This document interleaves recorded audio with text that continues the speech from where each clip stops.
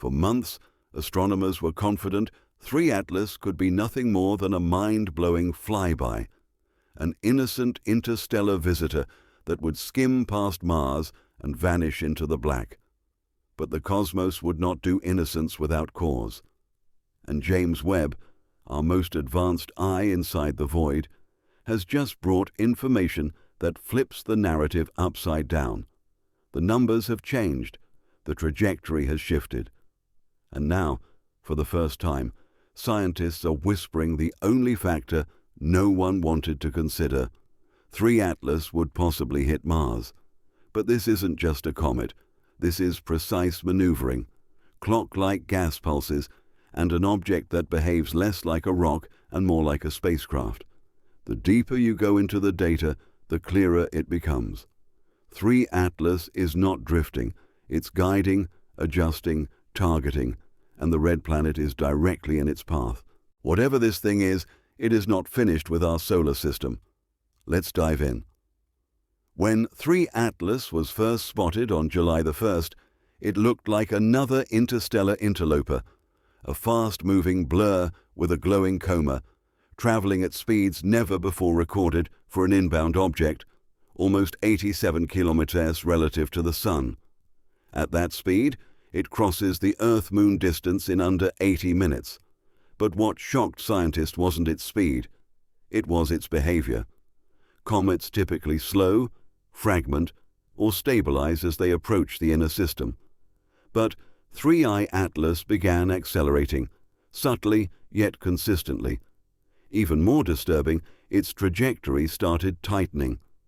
Slight course corrections became obvious, and the object's coma, its surrounding halo of gas and dust, doubled in brightness within weeks. Spectral analysis revealed severe spikes in ultraviolet energy and CO2 outgassing at rates never seen before in any comet. It began to appear less like a drifting chunk of frozen rock and more like a guided missile. And that's when Webb's deep field sensors detected something that changed everything: rhythmic pulses coming from the tail. Not chaotic jets from sunlight melting ice, but deliberate thrusts, perfect 17-minute intervals, a pattern, a signal, a maneuver. As Webb, Gemini South, and NASA's Jet Propulsion Laboratory continued tracking the object, the numbers began telling a terrifying story. What was once a near miss had become something far more dangerous. A revised impact distance of just 1.95 million kilometers from Mars, a hair's breadth on a cosmic scale. Worse still, simulations showed that even 10 kilometers of added velocity, a fraction of what is already being measured in those gas pulses, would be enough to shift its trajectory into a direct hit. Think about that. Just a nudge, a whisper of thrust, and Mars becomes ground zero. This level of control is unprecedented in natural bodies. It's as though 3 Atlas is using its own outgassing as micro-thrusters, adjusting its approach like a spacecraft would. Even more troubling, those thrusts are perfectly aligned with the planet's orbital plane. Scientists aren't just observing an object anymore, they're watching it aim. And the window for impact keeps narrowing. Between September 19th and 30th, any single outburst could be the one that pushes it over the edge. It's not just amateur theorists or sci-fi enthusiasts sounding the alarm. Harvard astrophysicist Avi Loeb and his team have published a paper proposing something bold. 3I Atlas may be an engineered probe. The data supports them. Radar returns from the Mars Reconnaissance Orbiter and Goldstone antennas produced metallic echoes, not the soft, watery signatures typical of comets. Inside, sources at NASA described the reflections as unlike anything they had ever seen. Add to that the green, needle-like streams captured in high-exposure amateur images, 3 glowing beams converging toward Mars, pulsing in sync with the exhaust vents, and the picture becomes clear. This object is not behaving naturally. Loeb suggests a scenario in which 3I Atlas may be deliberately targeting Mars to crash or worse, to deliver something. Probes, signals, spores, whatever it is, it's not an accident. Mars is being approached with surgical intent, and humanity is left watching an operation we barely understand unfold before our eyes. What happens if it hits? The answer is almost incomprehensible. With a mass estimated at 10 billion tons and a relative speed of 57 km/s, the impact would unleash more than 2 million megatons of energy, hundreds of times more powerful than the largest nuclear detonation in Earth's history. The crater would be nearly 60 km wide and 5 km deep, scattering debris across Mars's orbit. Some of that material would be ejected into interplanetary space, and yes, some of it could eventually reach Earth. But the consequences go far beyond rock and dust. Mars is home to dozens of scientific assets, rovers, orbiters, and long-term experiments searching for life and climate data. An impact wouldn't just destroy machines, it would erase decades of research, cripple communication arrays, and potentially trigger contamination events humanity is utterly unprepared for. ESA, Roscosmos, CNSA, and JAXA have all initiated planetary defense discussions, not against an alien armada, but against a single object behaving just a little too much like a vehicle. For decades, scientists have believed Mars once hosted life, and may still harbor it beneath its rust-colored surface. Subsurface lakes, dormant microbes, ancient ecosystems locked beneath permafrost. That possibility is one of the primary reasons we've sent so many rovers, orbiters, and landers. But if 3I Atlas strikes, everything changes. The intense heat of impact wouldn't merely vaporize the surface. It would fracture deep layers of Martian crust, exposing reservoirs never before reached. And if 3I Atlas contains organic compounds, or worse, engineered biology embedded in its exhaust trails, the fusion of Earth-independent evolution with Martian life could result in planetary-scale genetic contamination.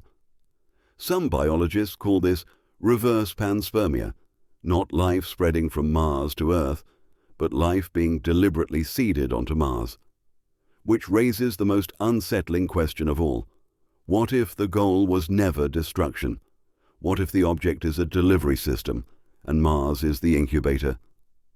As 3I Atlas approached its closest point to Mars, the James Webb Space Telescope locked onto the object for one very last ultra-deep scan.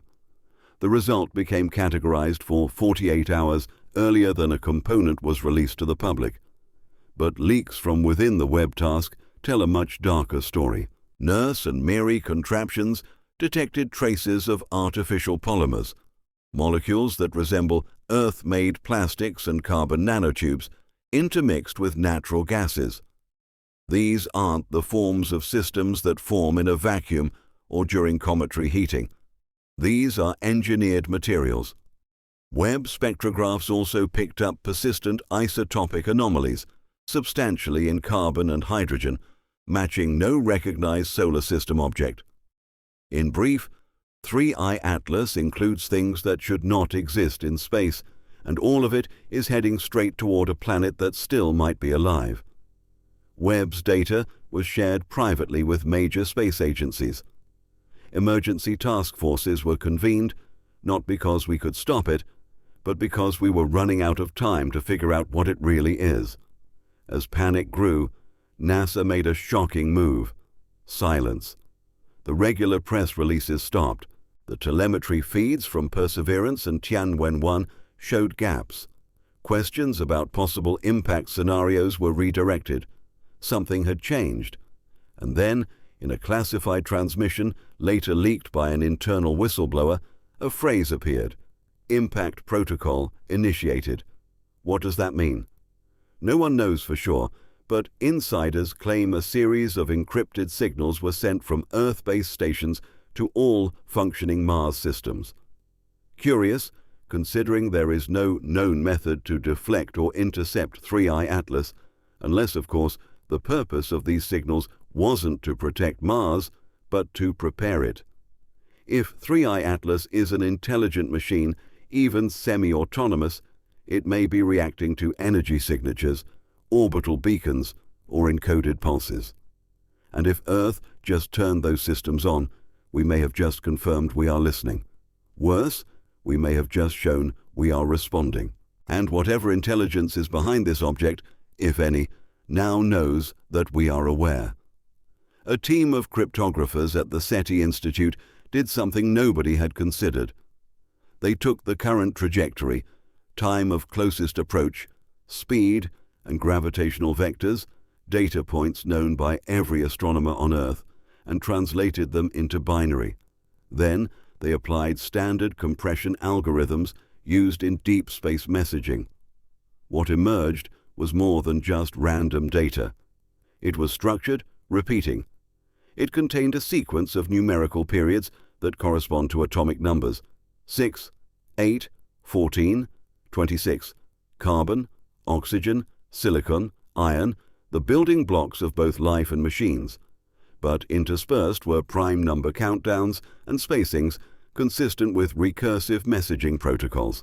In short, the entire flight path of 3I Atlas may be a signal in motion, a message not delivered through radio, but through behavior, through timing, through presence. This would mean we are not merely observing a trajectory toward Mars. We're witnessing a communicative event, and the impact window itself is part of the message. If it moves, that's a sentence. If it misses, that's another. And either way, the answer is already written in the stars. As the projected impact course narrowed, planetary scientists noticed a chilling coincidence. 3I Atlas's updated trajectory crossed a narrow corridor that passes directly above Elysium Planitia, a geologically young region of Mars known for its strangely symmetrical surface features.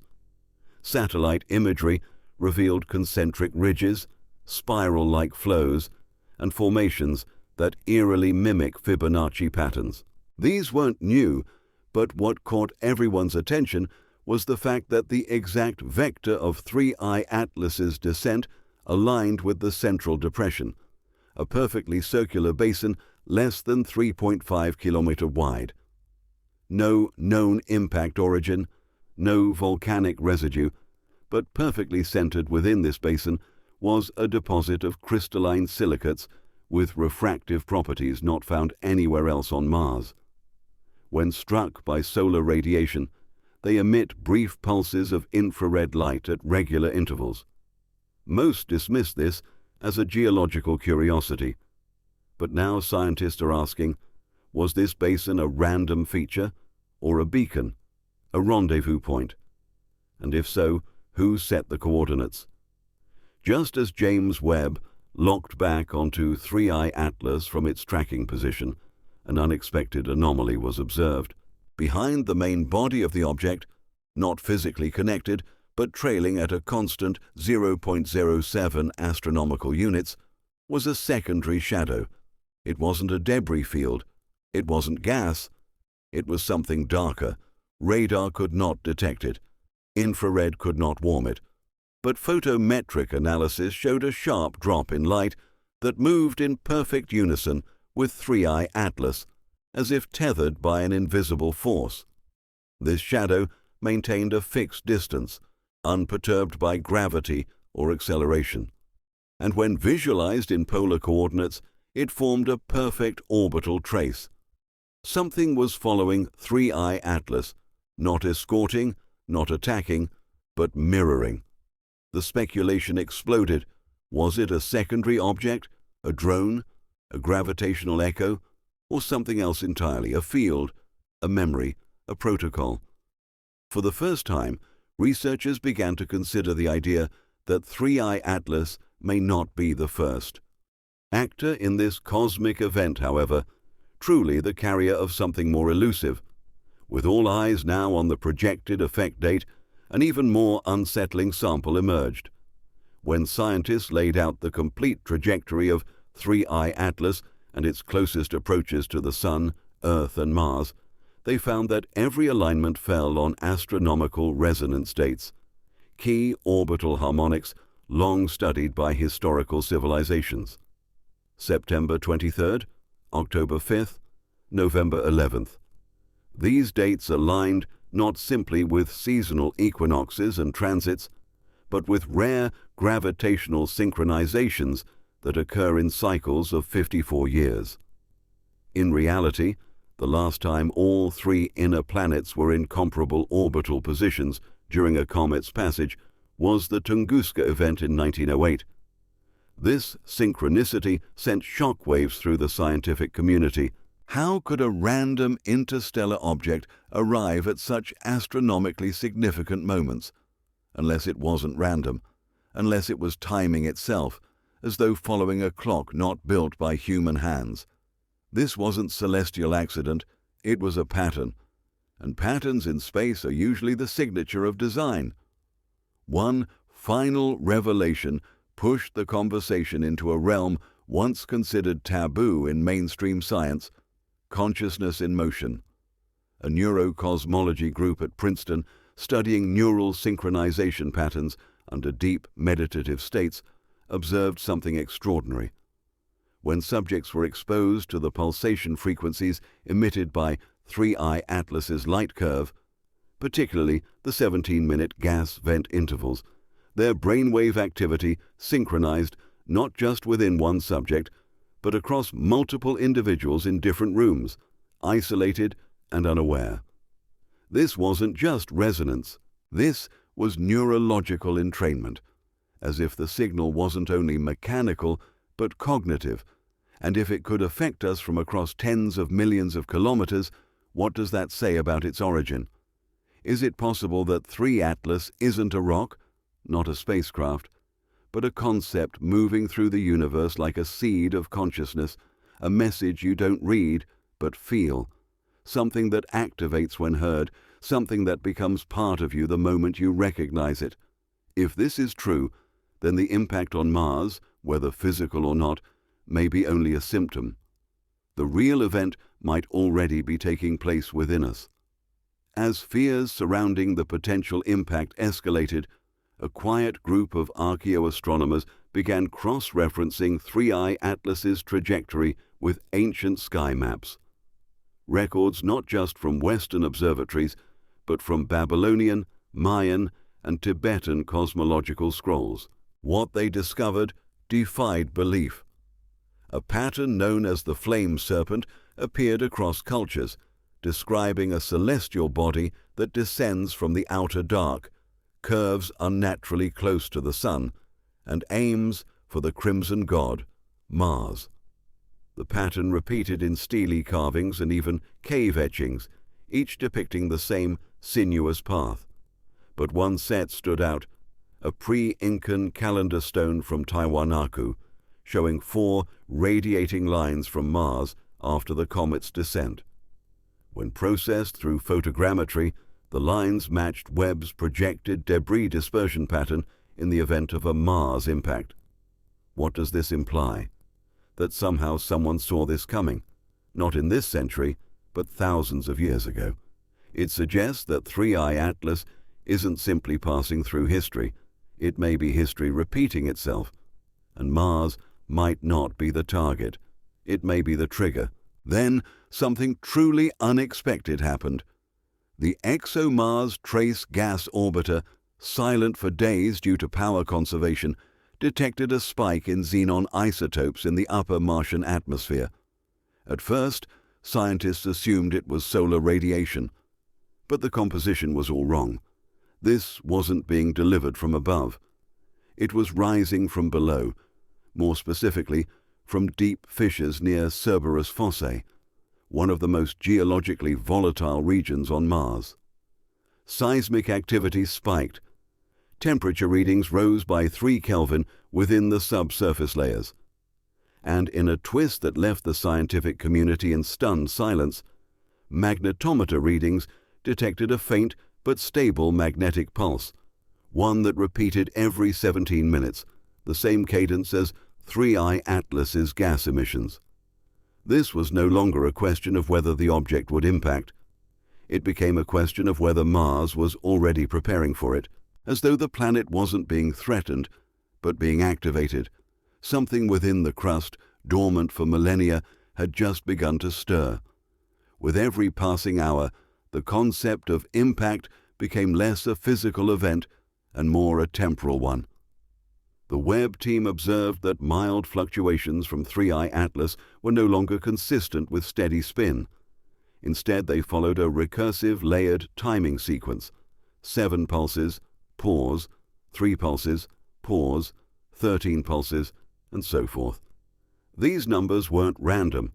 When graphed, they created a Fibonacci-based spiral, one often associated with natural growth, memory encoding, and even human DNA coiling.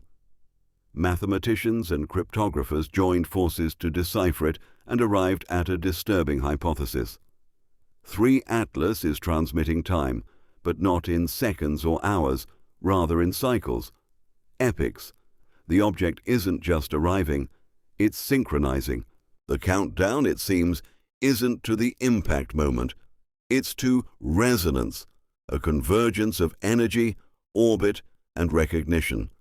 And if this countdown ends, it may not bring an explosion, but a shift in perception, or possibly even in the very framework of reality as we know it. In the final 72 hours before the projected impact, a signal was detected. Low frequency, infrasonic, inaudible to human ears, but unmistakable in its waveform. It wasn't coming from space. It wasn't even bouncing off Mars. It was originating from below Olympus Mons, the largest volcano in the solar system. This region, long thought geologically dead, emitted a sustained harmonic frequency captured independently by orbiters from ESA, CNSA, and NASA. The signal matched no known natural phenomena, but when isolated and visualized as a spectrogram, it formed a spiral, a mirror of the same waveform emitted by 3 Atlas during its closest approach to the Sun.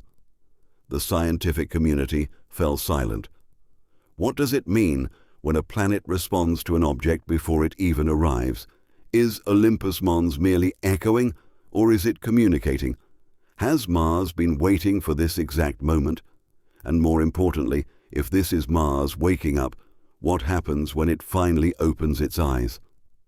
As the final hours ticked by, a curious discovery emerged from a forgotten dataset, an old thermal scan from the Mars Odyssey orbiter, taken almost 2 decades ago. It showed a faint heat signature beneath the surface of Utopia Planitia, dismissed at the time as solar reflection noise. But when the same region was re-scanned following the 3I Atlas approach, the heat pattern had not only returned, it had grown, and now matched the shape of an ancient glyph carved into the stone walls of the D&M fosse. The glyph, barely visible to the human eye, depicted a descending spiral colliding with a circle, and what appeared to be planetary spheres aligned at the moment of contact. The implications were staggering. Mars may hold a memory, not just of geology, but of an encoded celestial past. What if Mars isn't just a planet? What if it's a recording device, and 3 Atlas is the playback key? Then something impossible happened. High-resolution imagery from ESA's Mars Express captured movement within the dust field south of Noctis Labyrinthus. Not wind, not rover activity. Something growing, a pattern forming in the sand. 2 perfect concentric ovals expanded outward as though carved from below. Over a period of 4 hours, the shapes extended and shifted until they formed an unmistakable image. An eye tilted precisely 23.5 degrees, Earth's axial tilt. The symbolism was overwhelming. An eye watching us, or a mirror showing us ourselves? Scientists scrambled for answers, but none came. Mars had blinked, not metaphorically, not poetically, but physically and intentionally. Something beneath the surface was not only conscious, but aware of us, of our geometry, of our orientation, and, most disturbingly, of our signal, as if this entire event had been anticipated, perhaps even invited, long before our species ever existed. In one of the final readings before signal blackout, the James Webb Space Telescope P